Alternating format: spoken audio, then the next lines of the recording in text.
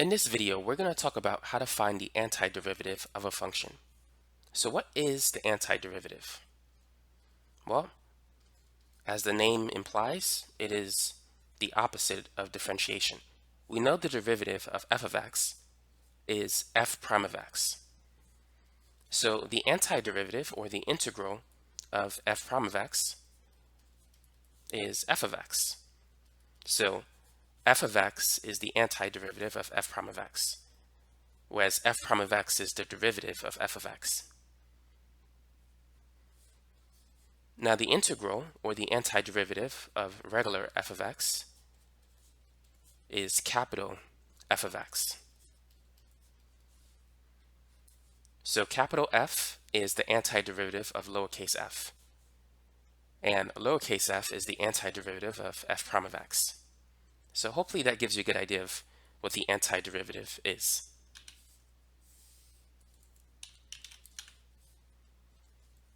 So let's say if we have the second derivative of a function and we want to find the first derivative, and we can keep going forward in this direction. I just want to give you an overview of these different symbols and functions. So going to the right, we're looking for the antiderivative.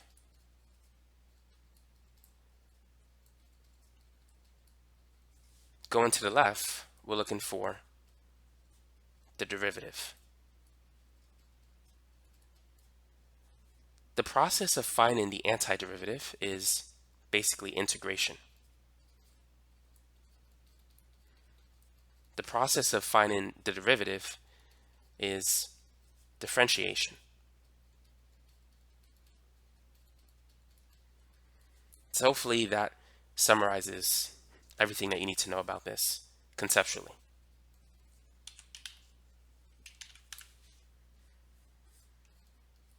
Now we said that capital F is the integral of f of x dx. Now you get capital F plus c. You always get a constant of integration, but we're not going to worry about that here.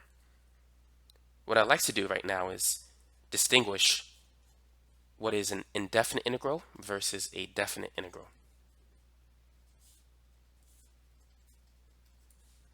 So this here is what is known as an indefinite integral. An indefinite integral gives you a function, typically in terms of x, but it could be in terms of some other variable like y or z or something like that.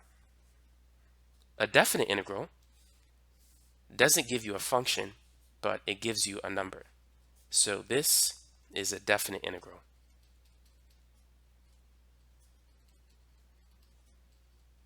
The result of a definite integral is always a number like 20, -8, 45, or something. And you can easily identify or distinguish a definite integral from an indefinite integral. A definite integral has limits of integration.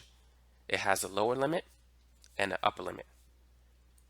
An indefinite integral does not have the limits of integration. So that's how you can easily distinguish between them. Now we know that the derivative of x cubed is 3x squared. According to the power rule, the derivative of a variable raised to a constant is the constant times the variable raised to the constant minus 1. Well, the antiderivative of a variable raised to a constant is going to be that variable raised to the constant plus 1 divided by the constant plus 1, and then plus c, the constant of integration. So that's how we could find the antiderivative of a variable raised to a constant. So let's find the antiderivative of 3x squared. So let's rewrite the constant. Now the variable raised to the constant, that's x squared. So what we're going to do is we're going to add 1 to the exponent. So it's going to be 2 plus 1, and then we're going to divide by that result. So it becomes 3x cubed divided by 3. And this gives us the original function x cubed. But we need to add the constant of integration plus c. If you were to find the derivative of x cubed plus c, x cubed will become 3x squared. The derivative of a constant will become 0. So you end up with the same thing. So always, when you're looking for the indefinite integral of something or the antiderivative, you need to put the constant of integration. The only time you don't need to worry about the constant of integration is if you're finding the definite integral, where you get a number. Besides that, anytime you get a function, add plus c when you're looking for the indefinite integral or the antiderivative. So now let's work on some problems. Go ahead and find the antiderivative of the following functions.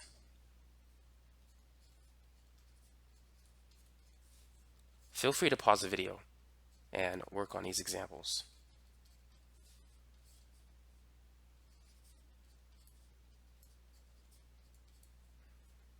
So for the first one, we're just going to add 1 to the exponent.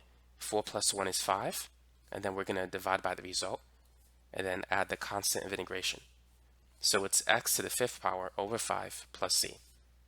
For the next one, it's going to be x to the 8 over 8 plus c.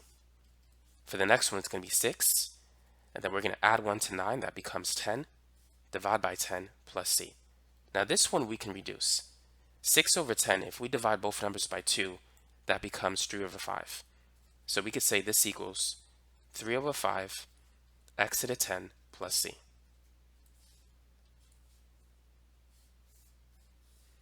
For the next one, it's going to be 8 x to the 4 over 4 plus c. And we know 8 divided by 4 is 2. So this is 2 x to the 4 plus c. So as you can see, it's not that difficult to find the antiderivative of a function. So go ahead and try this one. Find the antiderivative of, so let's write it this way. Let's say f of x is x cubed minus 4x squared plus 8x. What is the antiderivative, capital F of x, of that function? So go ahead and find the antiderivative f of x. To do that, we're going to find the indefinite integral of x cubed minus 4x squared plus 8x. But just to show our work, let's do it this way first. So the antiderivative is going to be the indefinite integral of f of x dx. So that's the formula. And now let's replace f of x with x cubed minus 4x squared plus 8x dx.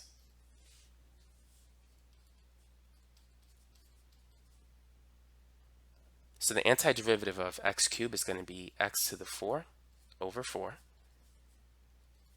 And then for 4x squared, it's going to be 4x cubed over 3. And then for 8x, it's 8x squared over 2 plus c. Now let's rewrite it. So we're going to rewrite it as 1/4 x to the 4 minus 4 over 3 x cubed. And then 8 over 2 is 4. So we'll write that as 4x squared plus c. So this is the antiderivative of the original function.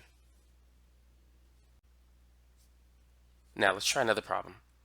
So let's say f prime of x, that is the first derivative of x, the first derivative of f rather, let's say that's equal to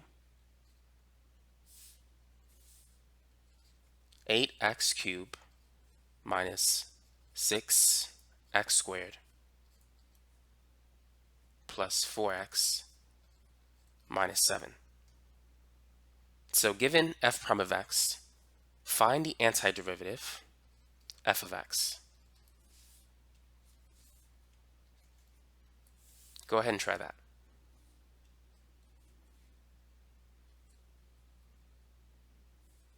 So first, let's write an expression involving indefinite integrals. So we could say that f of x is the indefinite integral of f prime of x dx. So f of x is the antiderivative of f prime of x. So f of x is going to be the indefinite integral of 8x cubed minus 6x squared plus 4x minus 7.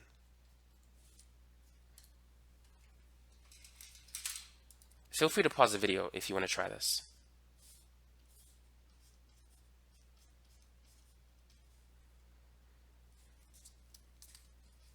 So the antiderivative of x cubed is x to the fourth over 4. For x squared, it's x cubed over 3. And for x to the first power, it's x squared over 2. And then if you have a constant like 7, all you got to do is add an x to it. We'll talk more about that shortly. And then finally, plus c. So now let's simplify our answer. So the antiderivative is going to be 8 divided by 4 is 2, so we have 2x to the fourth power. 6 divided by 3 is also 2. 4 divided by 2 is the same. So this is the antiderivative of our original function.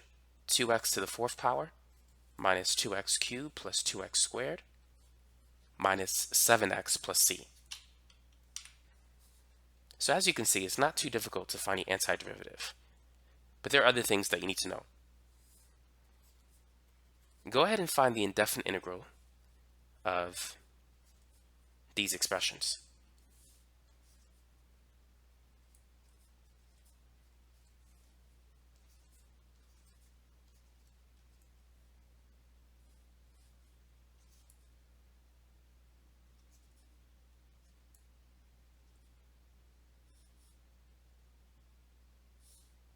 Let's make this a z.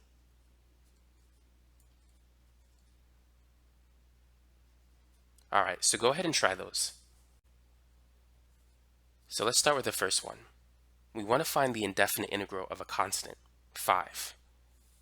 And we have dx in front of it. So we know it's going to be 5x. But let's see if we can get the answer using the power rule. 5 is the same as 5 x to the 0. Any variable raised to the 0 power is 1. So x to the 0 is 1 times 5, which is equivalent to 5. Now, using the power rule, this is going to be 5. We're going to add 1 to the exponent and then divide by that result. So the end result is that you get 5x plus c. So whenever you have a constant and you wish to integrate that constant, just add a variable to it. Now the variable that you should add is based on what you see here, either dx, dy, dr, or dz. So what is the indefinite integral of 7 dy? So instead of 7x, this is going to be 7 times y plus c. So the differential, dx, dy, it tells us what variable we should be adding to the constants. The indefinite integral of 8 dr, that's going to be 8 times r plus c. For 6z plus 4, it's going to be 6, and then z to the first power, that becomes z squared over 2. 4 becomes 4z, and then we'll add plus c. So this we could simplify it as 3z squared plus 4z plus c. So that is the indefinite integral of 6z plus 4. Try this problem. So let's say you're given the first derivative of f. And let's say it's 7. This should be not f of x, but f prime of y. So let's say it's 7y cubed minus 3y plus 8. And your goal is to find capital f of y. How would you do it? Feel free to pause the video and try it. So first, let's write a mental outline of what we need to do here. We're given the first derivative of f. we need to find f. So f is the antiderivative of f prime, but we're not going to stop there. We need to find capital F. So what we need to do is we need to integrate the function 2 times. So we have a successive integration problem. So first, let's integrate it the first time. Let's find regular f, or little f. So this is going to be the indefinite integral of f prime of y dy. So that is the indefinite integral of 7y cubed minus 3y plus 8. So the antiderivative of y to the third is going to be y to the fourth over 4. The antiderivative of y is y squared over 2. And for the constant 8, it's just going to be 8y based on what we have here, dy. And then plus the constant c. So that's f of y. We don't know what the value of c is. If we were given a point of f of y, we could find c, but we'll save that for another problem. So this here is the general function of f of y. So now let's find capital F of y. That's going to be the indefinite integral of f of y dy. So that is the indefinite integral of 7 over 4 y to the fourth minus 3 over 2 y squared plus 8y plus c as well. And we're going to have dy.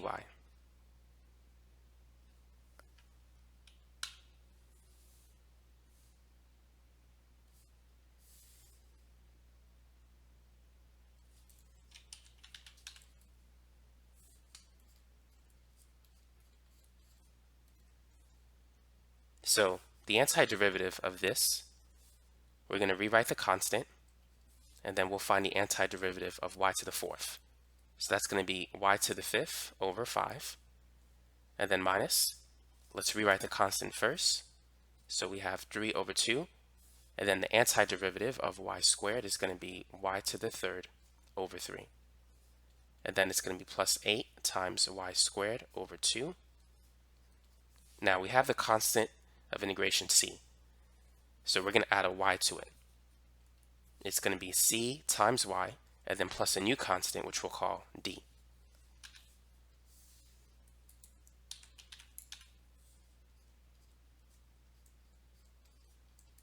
So this becomes 7 over 20 y to the fifth. Here we can cancel the 3's. So it's going to be minus 1/2 y to the third plus 4 y squared plus cy plus d.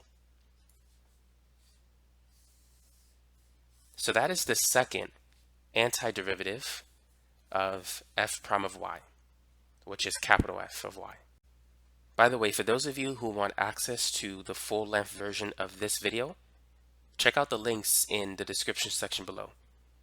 If you join my YouTube channel membership program, you can get access not only to the full-length version of this video, but many other full-length versions of other videos that I have on YouTube, which you'll see over time. So feel free to take a look at that when you get a chance. Now let's work on finding the indefinite integral of other types of functions.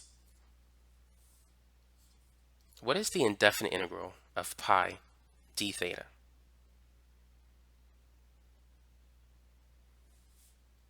Feel free to pause the video and work on that. And what is the indefinite integral of e,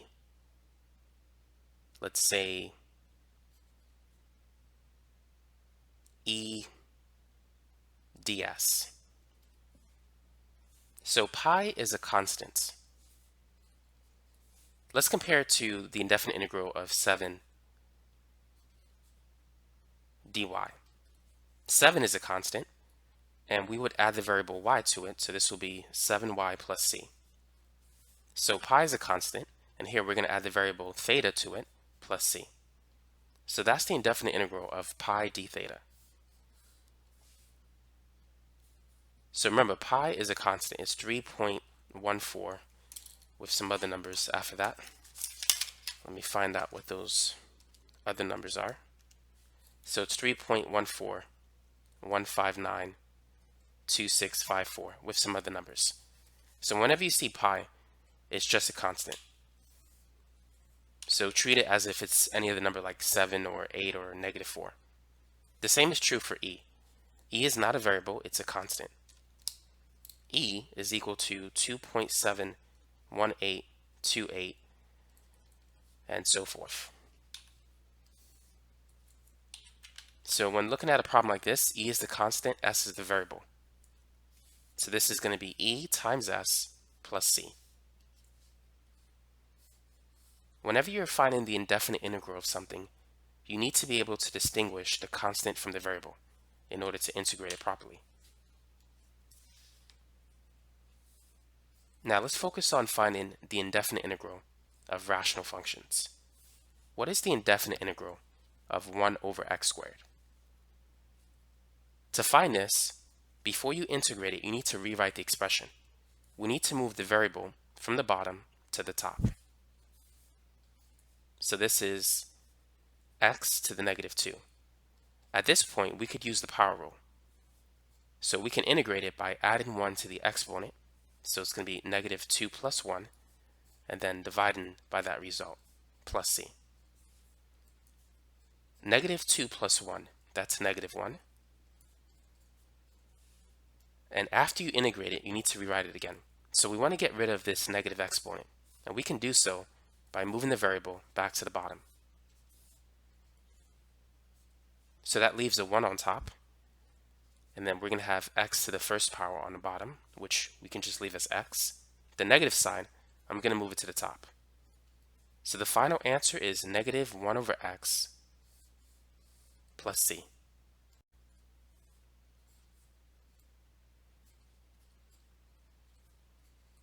Now let's try this one. What is the indefinite integral of 1 over x to the 5th power dx? So feel free to pause the video and try it. So just like before, let's move the variable to the top. So we have the integral of x raised to the -5 dx. And then let's add 1 to that. So -5 plus 1 is -4. And then we're going to divide by that result. Next, let's rewrite the expression. So we're going to move the variable back to the bottom, and the negative sign, we're going to move it to the top. So we're going to have -1.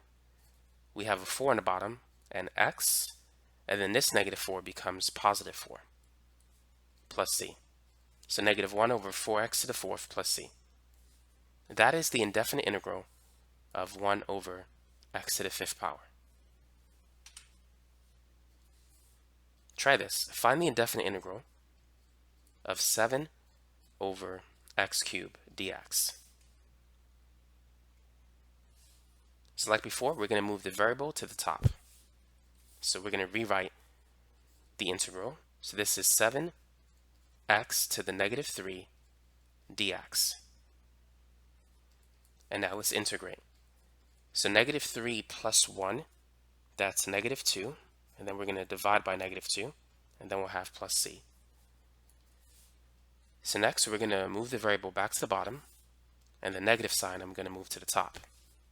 So this becomes -7. We have a 2 on the bottom, and we have x squared as well. So it's -7 over 2x squared plus c. So that's how you can integrate rational functions.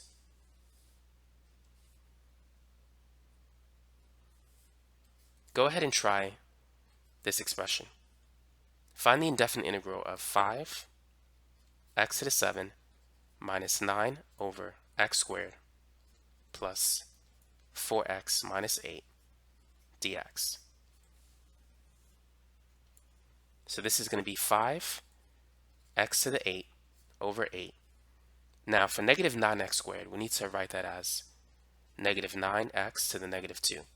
So that's going to be -9x, -2 plus 1 is -1, divided by -1. And then for 4x to the first power, that will be 4x squared over 2, and then minus 8x plus c. So we can rewrite this as 5 over 8 x to the 8 plus 9. The two negative signs will cancel, and then we can move the x variable to the bottom. So it's plus, it's plus 9 over x, and then plus 2x squared minus 8x plus c. So that is the indefinite integral, or the antiderivative, of this expression. Now, what is the antiderivative of 1 over x dx? What do you think we need to do here?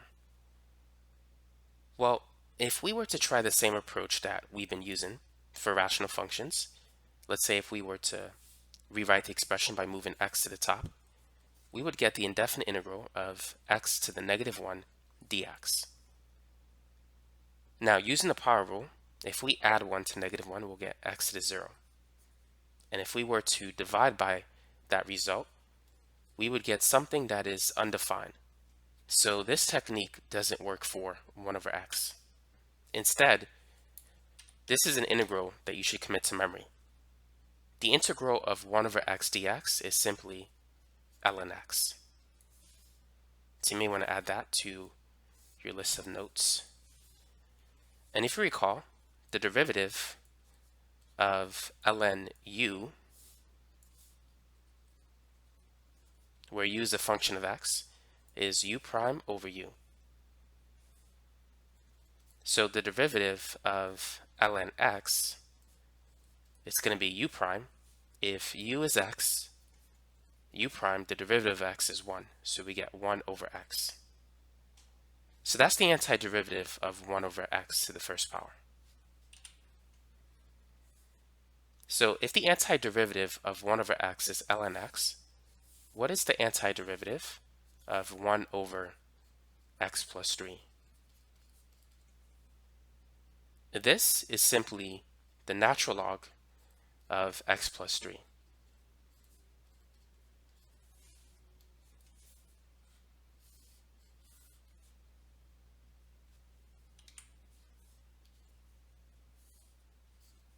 So based on that, go ahead and find the antiderivative of the following expressions. 1 over x minus 5 dx, 5 over x plus 2 dx, and 7 over x plus 4 dx. So this is going to be the natural log of x minus 5 plus c.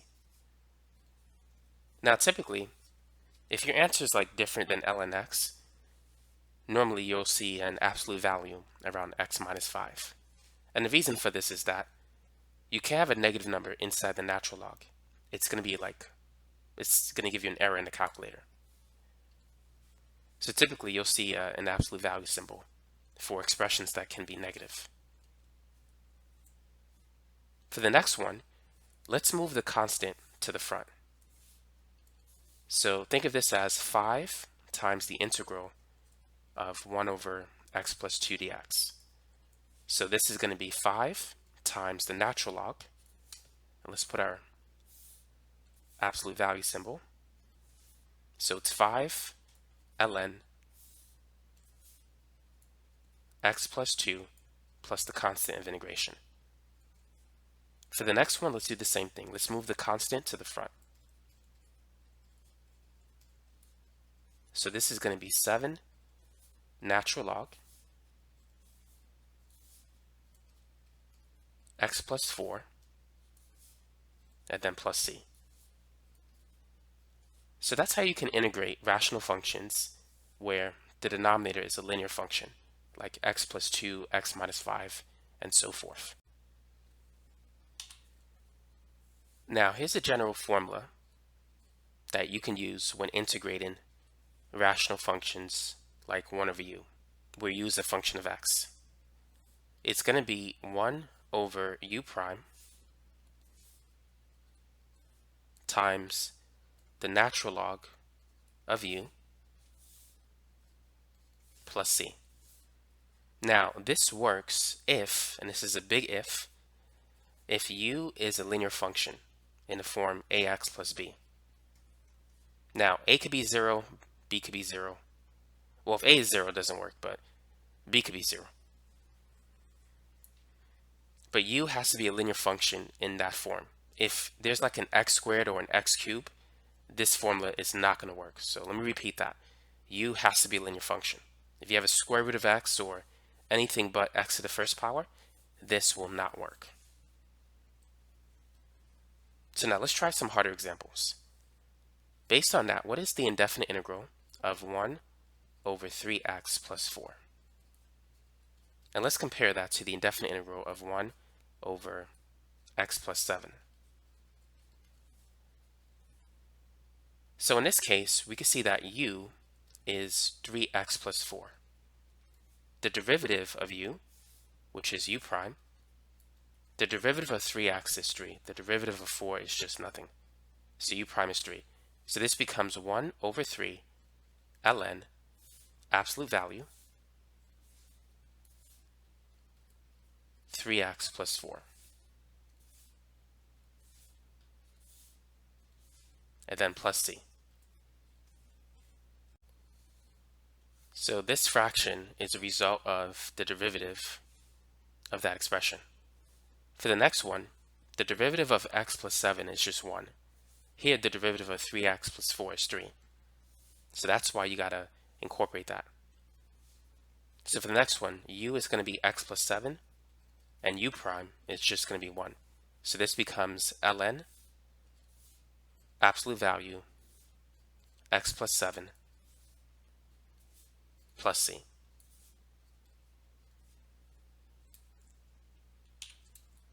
So knowing that, go ahead and try these two. Oh, by the way, let's go back to what we had before. Let's prove that this is indeed the right answer. So let's find the derivative of 1/3 times ln 3x plus 4. So this is going to be 1 over 3. And keep in mind the derivative of ln x, or ln u rather, is u prime over u. So the u part is what is inside of the natural log function, and so that's 3x plus 4. U prime, the derivative of 3x plus 4, is just 3. And the derivative of c is 0. And so when we cancel the 3's, we're going to start with our original function, which is what we had here. So that shows you that the process works.